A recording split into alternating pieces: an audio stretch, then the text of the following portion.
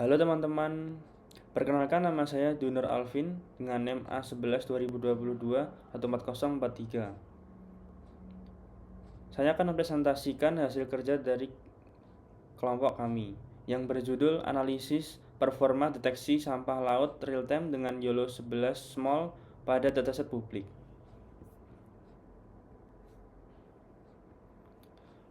Pendahuluan dan latar belakang proyek.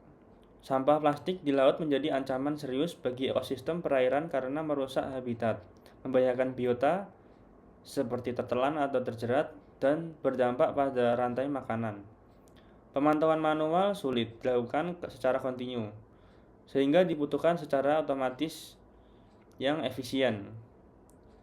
Deteksi pada citra bawah air menantang akibat kekeruhan, perubahan pencahayaan, distorsi warna, serta objek kecil berkontras rendah yang sering mirip dengan latar seperti pasir, karang, dan ganggang. Karena kebutuhan operasional yang menuntut real time, penelitian ini menggunakan YOLO 11 Small, yaitu versi ringan dari YOLO, untuk menyeimbangkan kecepatan dan akurasi. Fokus proyek ini adalah menganalisis pengaruh jumlah epoch terhadap kinerja YOLO 11S. Model dilatih dari 0 epoch sampai 100 epoch yang berentang setiap 20 dengan protokol tetap Ultralistic Image 640, processing atau augmentasi konsisten, hyperparameter identik, SID12 dijalankan di NVIDIA A100 dengan AMP atau TF32, lalu dievaluasi pada checkpoint setiap 20 epoch, yaitu 20, 40, 60, 80, kemudian 100, untuk menentukan titik pelatihan yang paling efisien bagi deteksi sampah bawah laut secara real time. Kemudian dataset yang digunakan yaitu penelitian ini menggunakan dataset publik underwater yang bernama Underwater Plastic Pollution Detection dari Kaggle, ARNAF 19, atau Underwater Plastic Strip Pollution Strip Detection. Dataset ini berisi citra bawah air yang menampilkan kondisi perairan dengan keberadaan sampah atau limbah plastik untuk kebutuhan deteksi dan pemantauan. Dataset ini dipilih karena publik, mudah direplikasi, relevan dengan konteks underwater trash detection, dan memiliki variasi kondisi visual yang menantang sehingga cocok untuk robustness model. Dalam implementasi notebook, dataset yang diunduh melalui Kaggle API lalu dianotasi, disiapkan ke format yang kompatibel dengan YOLO, yaitu bounding box, dan data dibagi menjadi trend atau val 80/20 secara konsisten menggunakan sheet yang tetap, agar perbandingan antara checkpoint epoch tetap apple to apple. Permasalahan utama pada dataset underwater meliputi kekeruhan, perubahan pencahayaan, distorsi warna, serta objek kecil yang berkontras rendah mirip dengan latar seperti pasir, karang, ganggang. Kondisi ini memicu kesalahan false positif, latar dianggap sampah, dan false negatif yang tidak terdeteksi, sehingga dibutuhkan model yang akurat tetap efisien untuk kebutuhan real time.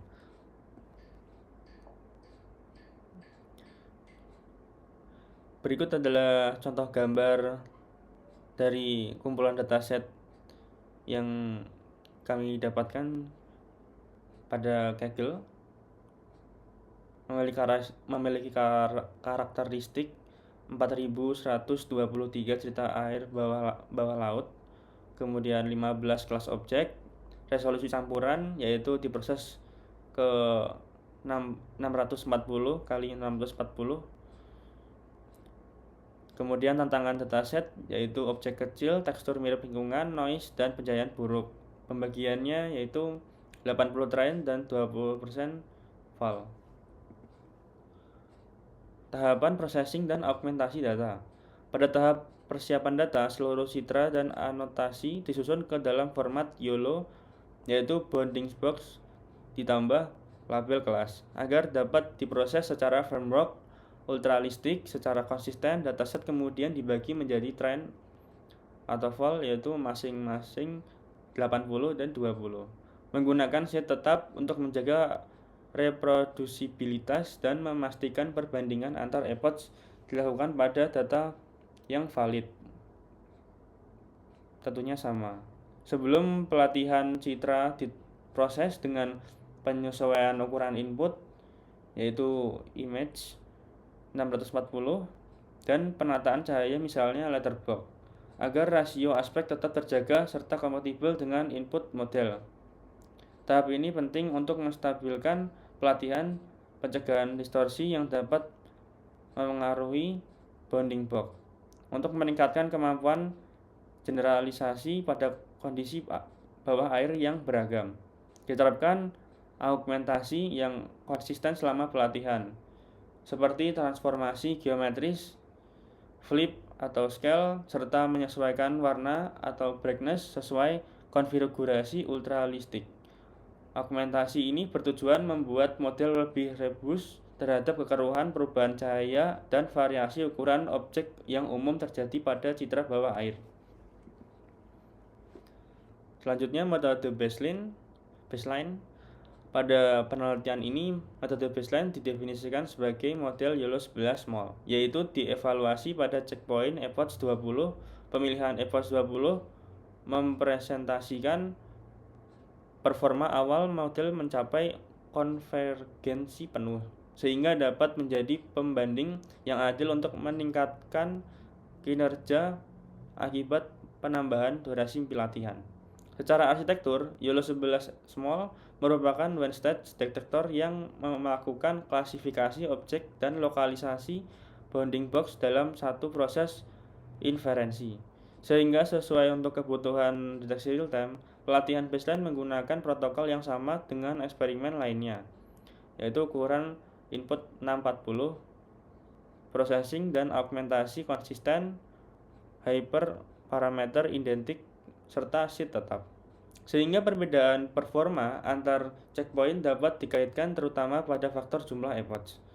Hasil baseline diambil dari evaluasi pada epoch 20 menggunakan metrik standar deteksi, yaitu precision recall F1 score, MAP at 0.50 dan MAP at 0.50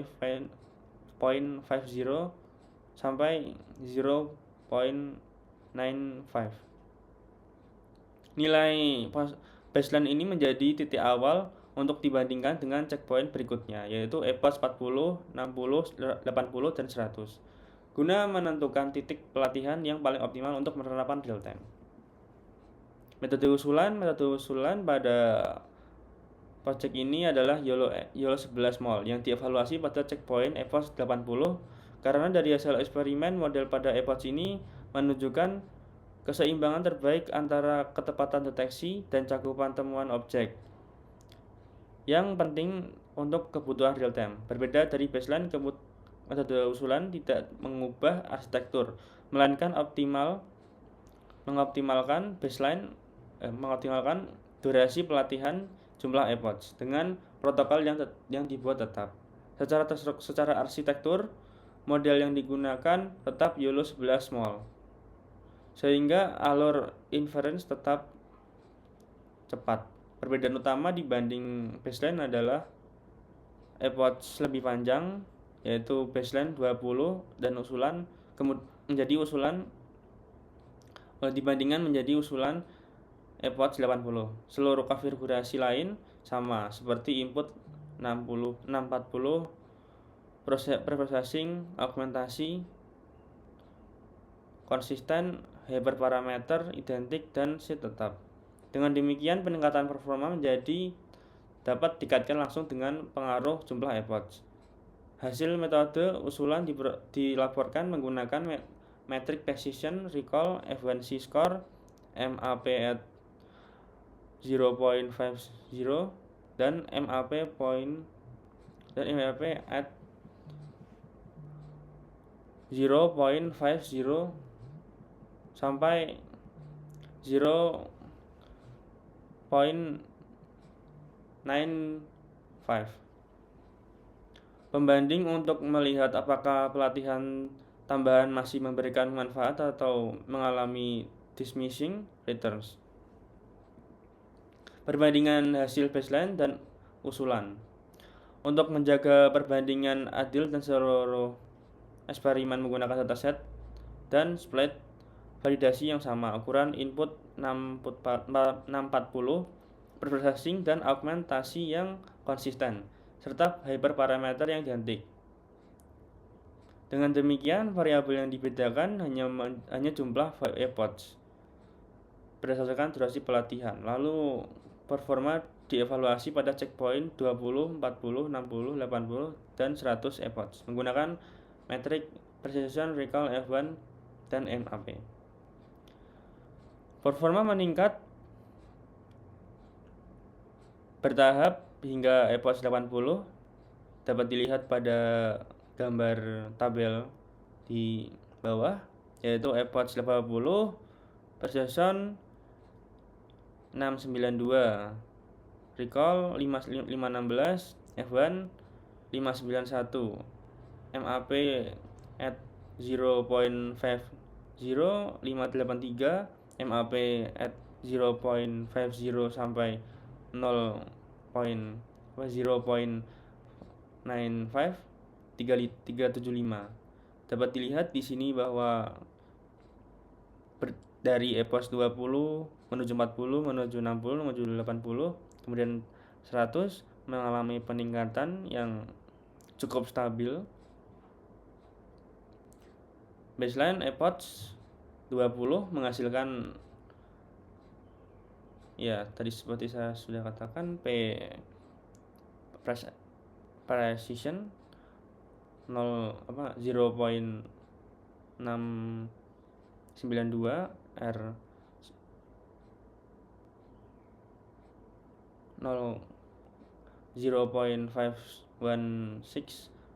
F1 0.591, MAP 50 0.583, dan MAP 50 sampai 95 0.375. Kemudian metode usulan epoch 80 memberikan performa yang terbaik untuk real time dengan keseimbangan paling kuat yang sudah tertera pada tabel. Pada epoch 100 MAP 50 95 naik tipis menjadi 0,496, tapi metrik lain menurun, menunjukkan diminishing returns setelah mencapai epoch 80. Karena itu epoch 80 dipilih sebagai titik operasi paling efisien, sedangkan epoch 100 cocok bila fokus pelaporan adalah MAP 50 sampai 95. Kemudian ini adalah hasil pelatihan trend matrix. Berdasarkan tabel hasil pelatihan yang didapat adalah epoch 80 paling optimal untuk operasi real time, kemudian epoch 100 unggul pada MAP 50 sampai 90 dengan lokalisasi ketat tetapi F1 turun. Ini adalah hasil dari pelatihan model epoch 20, epoch 40, epoch 60, epoch 80 dan epoch 100 yang menghasilkan performa optimal tercapai di epoch 80. Setelah titik ini, peningkatan epoch cenderung memicu overfitting dan penurunan akurasi. Berikut ini juga hasil dari pelatihan epoch yang menghasilkan visualisasi confusion metric, yaitu epoch 20 menjadi banyak off diagonal, banyak kesalahan. EPOS 80 diagonal paling tajam, menjadi performa terbaik. EPOS 100 pada pola mirip seperti EPOS 80, menjadikan perbaikan kecil pada IO ketat. Selanjutnya perbandingan untuk PR curve EPOS 80 dan 100. EPOS 80 memiliki area PR curve terbesar dengan MAP 50 tertinggi. EPOS 100 memperbaiki precision pada threshold tinggi. Tampilan PR EPOS 80 dan 100 dapat dilihat di situ, terlihat bahwa grafiknya lebih cenderung EPOS 100 lebih tinggi dengan lebih lebar ke arah kiri bawah. Selanjutnya contoh hasil deteksi 80 EPOS, yaitu seperti ini sudah terlabel, sudah ada labelnya. Kemudian selanjutnya contoh hasil deteksi 100 EPOS seperti ini, menjadi lebih seperti nampak lebih detail. Selanjutnya analisis kualitatif dilakukan untuk melengkapi matriks kuantitatif dengan melihat langsung pada pola prediksi model pada cerita validasi. Bahan visualisasi yang digunakan berasal dari output evaluasi. Kasus berhasil true positif. Model mampu mendeteksi objek sampah ketika bentuk objek cukup jelas dan kontras terhadap latar belakang. Kasus gagal 1. False negatif atau miss. Objek tidak terdeteksi terutama ketika ukurannya kecil, sebagian tertutup, blur, atau berada pada area dengan pencahayaan kurang atau keruh tingkat tinggi. Kasus gagal 2. False positif. Kesalahan juga muncul ketika tekstur atau warna latar yang berubah atau berbeda, misalnya latar pasir, karang, atau pantulan cahaya atau gelembung, yang menyerupai karakteristik sampah sehingga terdeteksi sebagai objek. Kesimpulan kualitatif secara visual, model pada EPOS 80 umumnya memberikan prediksi paling seimbang, sehingga cocok untuk kebutuhan real time. Sementara itu, EPOS 100 dapat memperbaiki ketelitian pada beberapa kasus, tetapi masih ditemukan false positif atau false negatif pada kondisi latar dan pencahayaan ekstrim, sehingga manfaat pelatihan tambahan setelah EPOS 80 cenderung menurun.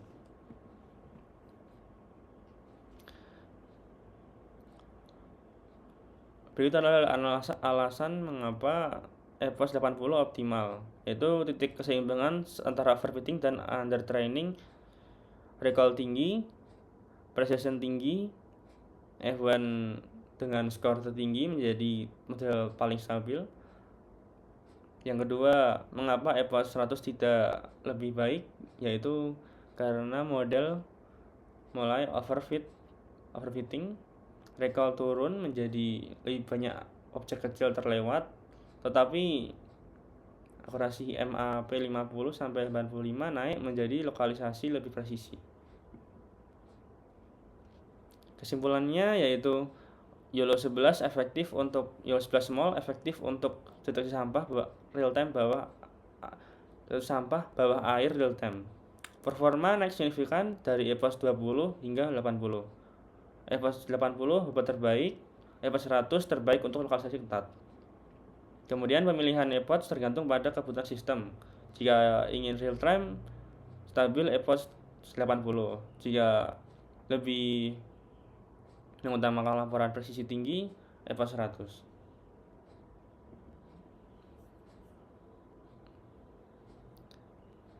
Selanjutnya, untuk sistem klasifikasi citra sampah bawah laut. Alur sistem dari input citra hingga output kelas. Sistem menerima citra atau frame bawah air sebagai input seperti gambar atau video, kemudian melakukan preprocessing dengan menormalkan nilai pixel dan mengubah ukuran gambar menjadi 640 kali 640 menggunakan letterbox agar rasio aspek tidak rusak. Kemudian gambar diproses oleh YOLO 11 mol yang menghasilkan prediksi lokasi objek berupa bounding box, nilai confidence, dan probabilitas kelas untuk setiap objek. Kemudian hal itu menghasilkan hasil prediksi, kemudian melewati tahap post processing yang penyaringan berdasarkan ambang confidence dan non maximum suppression untuk menghapus bounding box yang duplikat atau saling bertumpuk. Output akhirnya yaitu berupa daftar deteksi yang berisi kelas objek, skor confidence, dan koordinat bounding box. Peran setiap komponen utama pada sistem, dataset dan anotasi berperan sebagai sumber ground truth untuk melatih model agar memahami lokasi dan letak kelas objek sampah. Preprocessing bertugas menstandarkan bentuk input supaya model menerima data yang konsisten dan mengurangi distorsi bentuk objek. Augmentasi memperkaya variasi kondisi visual, sehingga model lebih tahan terhadap perubahan pencahayaan, kekeruhan, sudut pandang, dan skala objek. YOLO 11 mol sebagai inti sistem bekerja melalui backbone untuk ekstraksi fitur untuk fusi fitur multi skala agar objek kecil lebih mudah terdeteksi, dan head menghasilkan prediksi bounding box serta kelas. Tahap evaluasi dengan metrik seperti precision, recall, F1, MAP 50 dan MAP 50-95 yang berfungsi untuk mengukur kualitas deteksi dan lokalisasi, sedangkan confusion metric dan PR curve membantu diagnosis jelas kesalahan. Asumsi dan batasan sistem.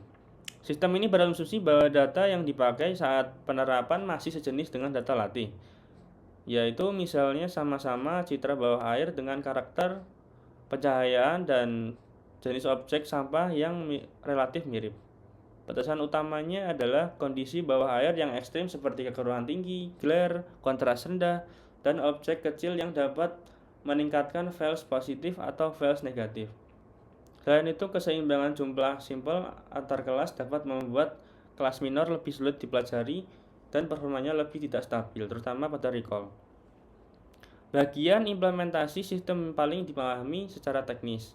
Bagian yang paling mudah dipahami yaitu pipeline implementasi yang bersifat end-to-end, menyiapkan dataset dalam format YOLO, melakukan split train, validation 80-20 epoch, menyusun file YAML dataset. File ini juga tersedia pada dataset Kaggle yang kami gunakan. Lalu menjalankan training dengan konfigurasi yang jelas seperti image 640, batch 16, optimizer SGD, dan learning rate schedule consign decoy. Setelah training, sistem menjalankan validasi untuk menghasilkan metrik PR, precision, recall, F1, dan MAP, serta menyimpan output diagnostik seperti PR curve dan confusion metric. Kendala teknis selama pengembangan sistem dan penanganannya.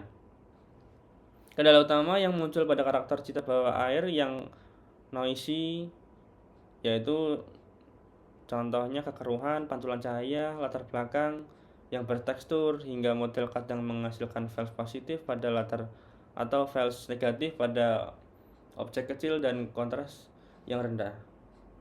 Kendala ini adalah ketimpangan jumlah data antar kelas yang membuat beberapa kelas minor cenderung sulit dikenali secara konsisten atau mungkin lebih sering bertukar dengan kelas lain yang mirip. Penanganan dilakukan adalah memanfaatkan augmentasi untuk memperluas variasi kondisi, mengandalkan analisis metrik serta kurva PR atau F1 untuk menentukan threshold yang lebih tepat dan menyiapkan rencana perbaikan seperti class wise thresholding, penambahan data kelas minor, serta pembersihan label. Jika sistem dibangun ulang secara individu, bagian yang paling siap dikerjakan dan alasannya. Jika sistem harus dibangun secara ulang individu, bagian yang paling siap dikerjakan adalah menyiapkan baseline pipeline, menyiapkan struktur dataset dan YAML, melakukan split 80-20 epochs, menjalankan training YOLO 11 small dengan konfigurasi standar, lalu melakukan evaluasi metrik dan evaluasi output. Alasannya yaitu karena alur tersebut sudah jelas dan bisa direplikasi, yang dapat menghasilkan yang hasilnya terukur melalui metrik serta artefak evaluasi seperti confusion metric dan PR curve.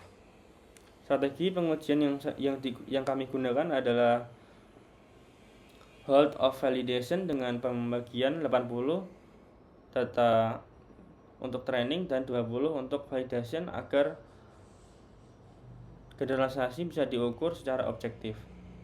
Selain itu, evaluasi lintas epoch dengan checkpoint 20, 40, 60, dan 100 epoch untuk membaca tren peningkatan performa serta menentukan titik operasi terbaik.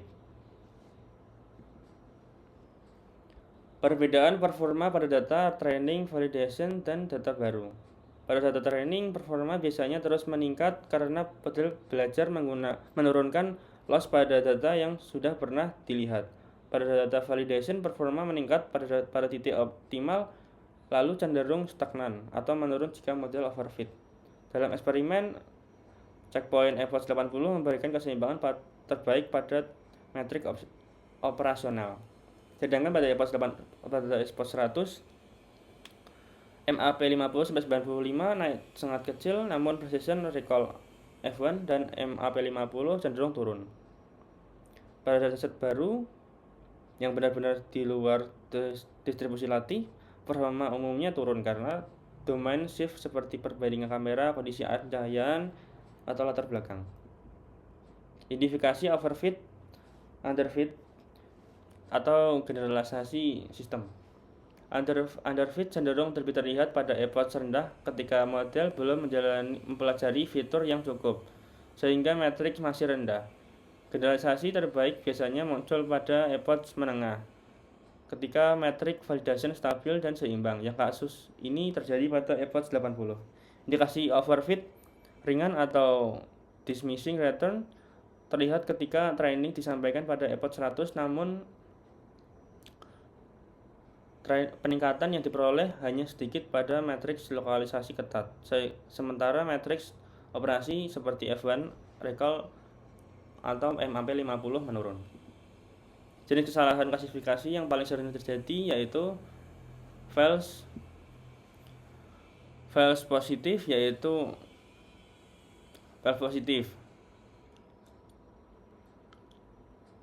yaitu latar belakang bertekstur atau pantulan cahaya terdeteksi sebagai sampah, serta false negatif, yaitu sampah kecil atau buram atau berkontras rendah tidak terdeteksi. Faktor penyebab kesalahan yang paling utama yaitu kualitas visual bawah laut yang tidak stabil, seperti kekaruhan, blur, partikel, dan dominasi warna yang mengurangi fitur pembeda objek. Usulan perbaikan teknis yang meningkatkan robustness sistem adalah menerapkan class-based thresholding agar kelas yang rawan false positif dapat diberi ambang confidence lebih ketat, sementara kelas yang rawan false negatif diberi ambang yang lebih longgar. Selain itu, perlu augmentasi domain spesifik laut, misalnya simulasi haze, low light, partikel, dan blur untuk memperkuat generalisasi. Kelebihan dan keterbatasan utama sistem. Kelebihan utama sistem adalah mampu melakukan deteksi dan klasifikasi objek secara cepat sehingga cocok untuk kebutuhan real time, sekaligus menghasilkan output informatif karena mencakup lokasi dan kelas objek.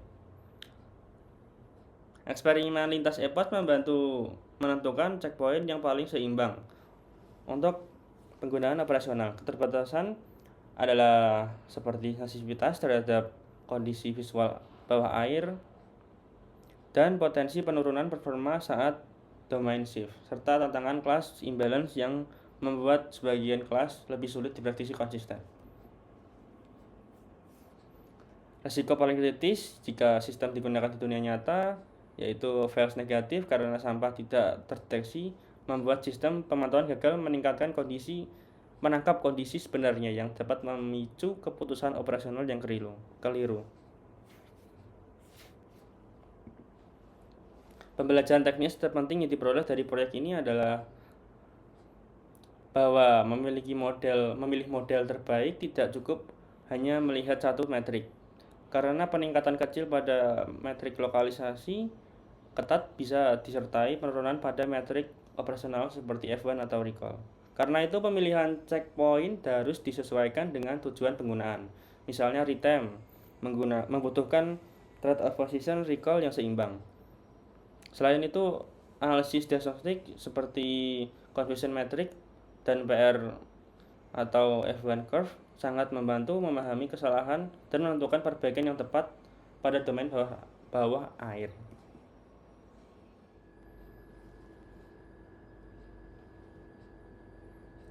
Selanjutnya kita berada di source code dari project yang kami buat. Di sini pertama yaitu kita upload Kaggle JSON, yaitu dataset yang akan digunakan untuk project kami. Menggunakan Kaggle JSON, kemudian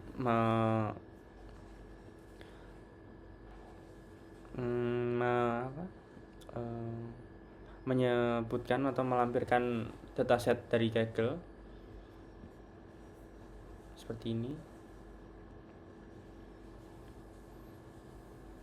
Selanjutnya yaitu menginstal dan menambahkan atau mengimport library yang dibutuhkan.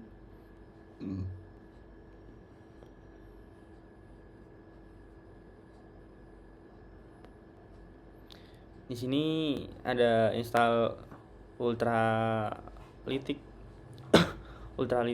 Independence, kemudian set A100 optimize.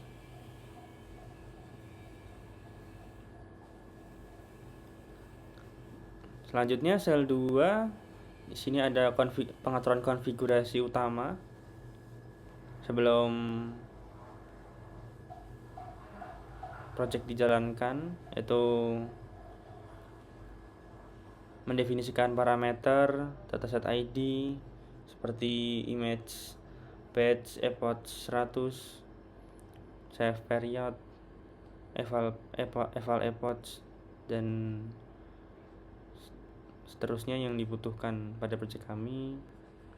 Selanjutnya sel ketiga yaitu kita download kemudian diekstrak dataset dari Kaggle yang sebelumnya telah dilampirkan dan dipanggil.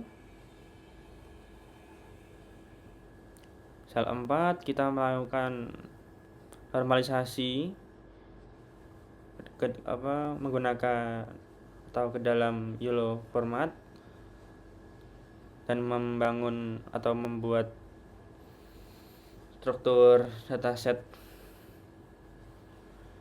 atau dengan melakukan labeling.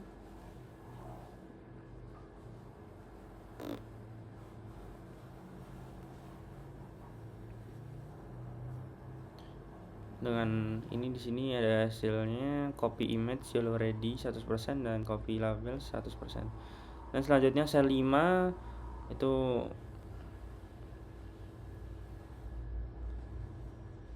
tentang trend atau val split.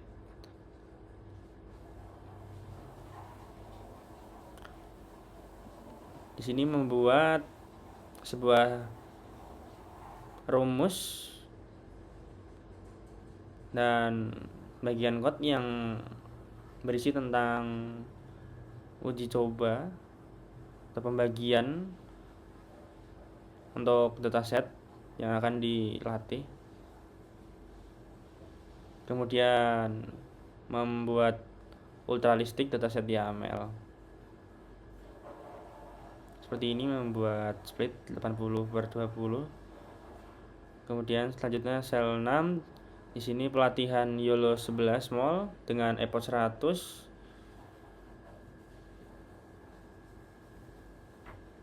dengan periode setiap 20 EPOD. Seperti ini hasilnya. Kemudian sel 7 yaitu evaluasi checkpoint pada EPOD 20, 40, 60, 80, dan 100. Evaluasi setiap checkpoint konsisten dan mengekspor metrik seperti precision, recall atau MAP, confusion matrix, dan per kelas CSV.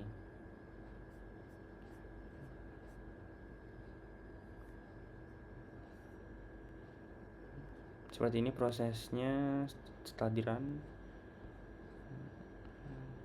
Sini terdapat keterangan recap overall dan per kelas gabungan. Kemudian EPOD 100 hasil dari kelas PT sebagai setelah dilatih.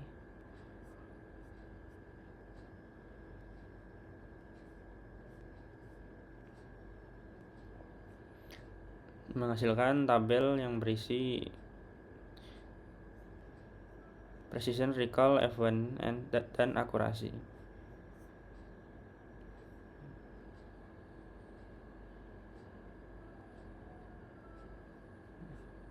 Selanjutnya di sini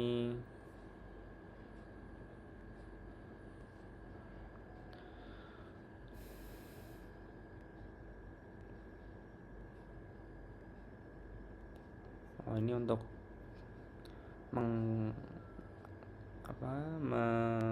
menjadikan satu projectnya ke dalam zip dengan dikompres. Selanjutnya ini sel untuk menilai akurasi dan menampilkan menyimpan confusion matrix serta tabel precision, recall atau F1 per kelas pada EPOD 60, 20, 40, 60, 80 sampai 100 EPOD. Berisi tentang rumus.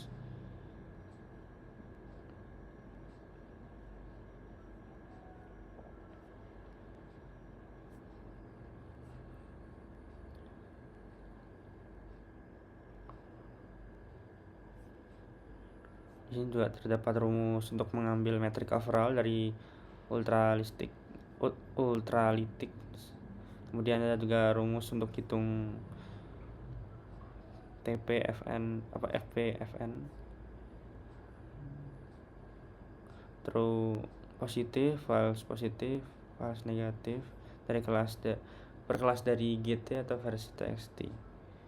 Dan di sini disimpan untuk recap overall. Seperti ini prosesnya saja jalankan. Hasilnya jadi EPOD 20 memiliki akurasi mikro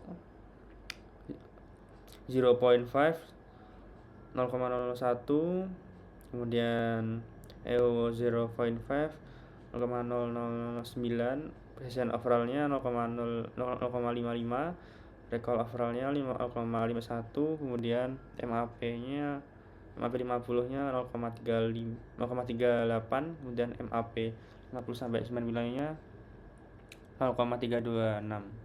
Di sini terlihat mengalami kenaikan yang stabil.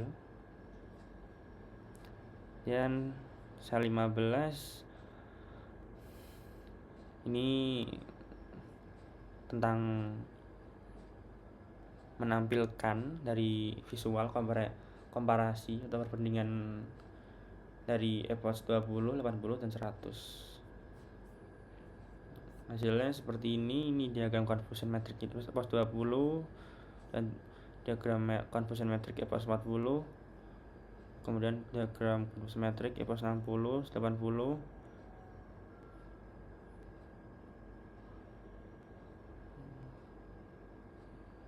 Dan selanjutnya ini untuk menampilkan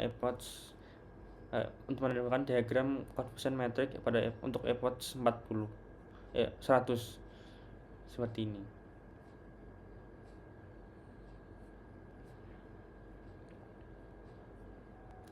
Selanjutnya saya akan melakukan simulasi untuk project tampilan GUI kami.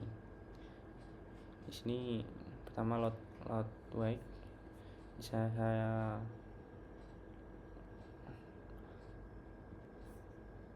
load PT dulu, kemudian sini saya gunakan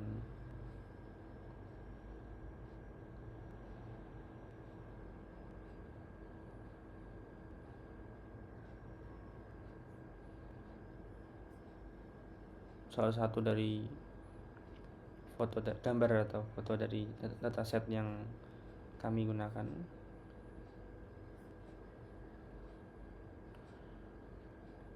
Di sini sudah terlabel. Di sini ada satu masker dan satu glove. Dan kita validasi.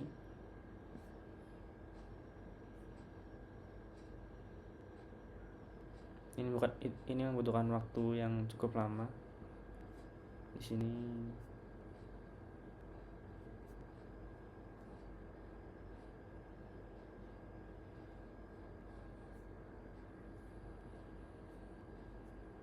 sudah jalan prosesnya 2%, 3%.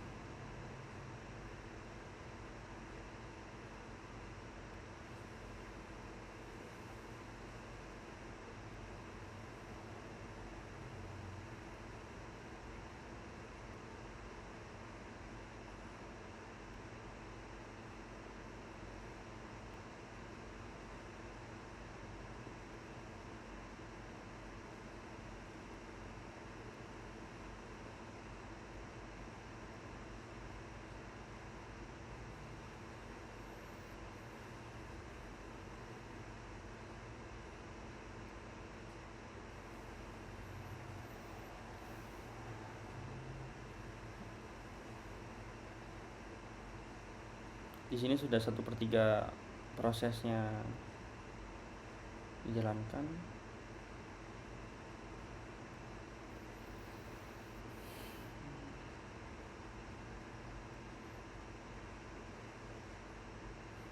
Proses ini memakan waktu cukup lama, tetapi tergantung pada perangkat yang digunakan pengguna. Jadi semakin bagus atau semakin rendah atau semakin lemah perangkatnya akan semakin lama jika semakin bagus spesifikasi perangkat yang digunakan semakin cepat.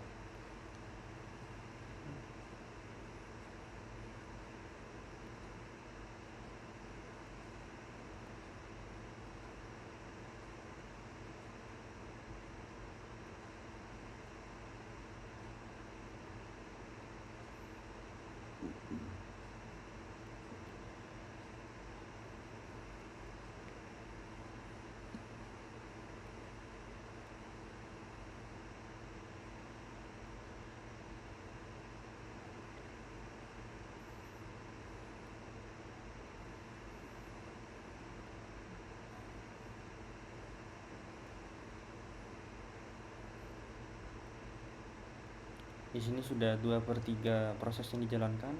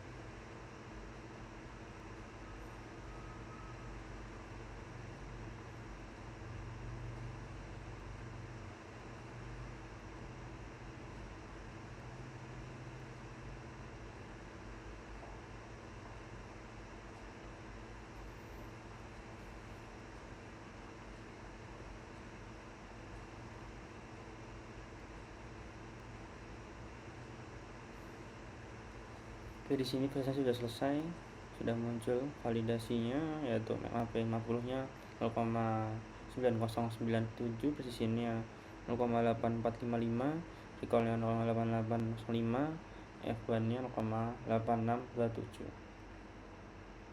Selanjutnya saya coba lagi menggunakan video.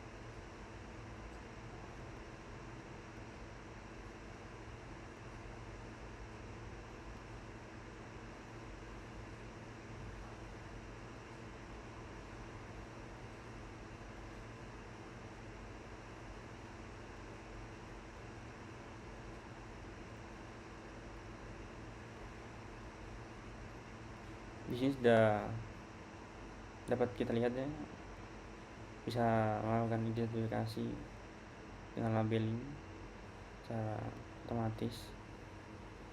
Di sini menghasilkan data dengan sampah kelas botol yang paling banyak 398. Oke, sekian presentasi dari saya. Mohon maaf jika ada salah kata. Terima kasih.